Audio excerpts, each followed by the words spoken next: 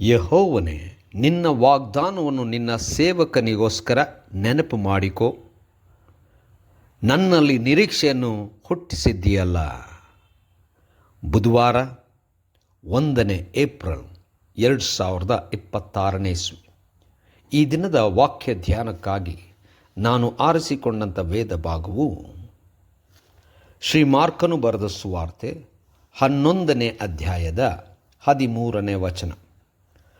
ಮತ್ತು ಎಲೆ ಬಿಟ್ಟಿದ್ದ ಒಂದು ಅಂಜೂರದ ಮರವನ್ನು ದೂರದಲ್ಲಿ ಕಂಡು ಅದರಲ್ಲಿ ತನಗೇನಾದರೂ ಹಣ್ಣು ಸಿಕ್ಕುತ್ತೆಂದು ಅಲ್ಲಿಗೆ ಹೋದನು.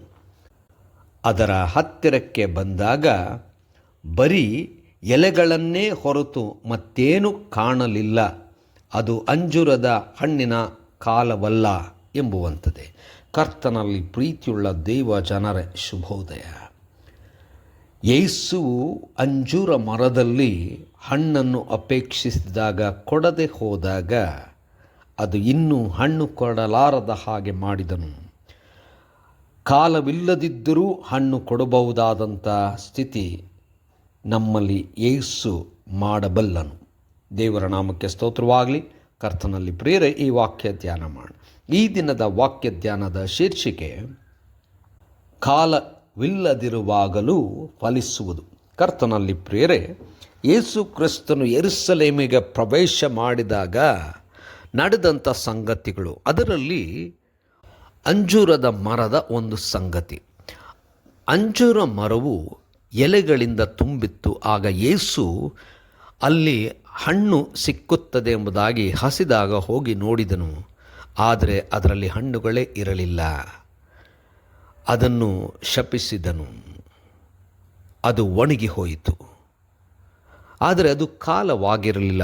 ಆದರೂ ಯೇಸು ಅದರಲ್ಲಿ ಹಣ್ಣನ್ನು ಅಪೇಕ್ಷಿಸಿದನು.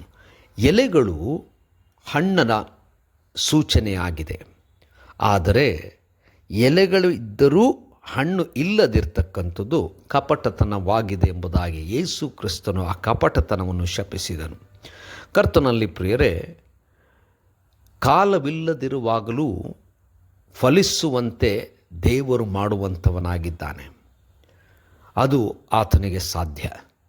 ಈ ಒಂದು ಮರ ತಾನು ಎಲೆಗಳನ್ನು ತೋರಿಸುತ್ತಾ ತನ್ನಲ್ಲಿ ಹಣ್ಣು ಇಲ್ಲದಿರುವಾಗಲೂ ಆ ಕಪಟತನವನ್ನು ತೋರಿಸಿತ್ತು. ಹೊರ ನೋಟಕ್ಕೆ ಒಂದು ರೀತಿಯಲ್ಲಿ, ಒಳನೋಟಕ್ಕೆ ಒಂದು ರೀತಿಯಲ್ಲಿ ಇರುವಂಥವರ ಕಪಟತನವನ್ನು ಯೇಸು ಶಪಿಸುತ್ತಾನೆ.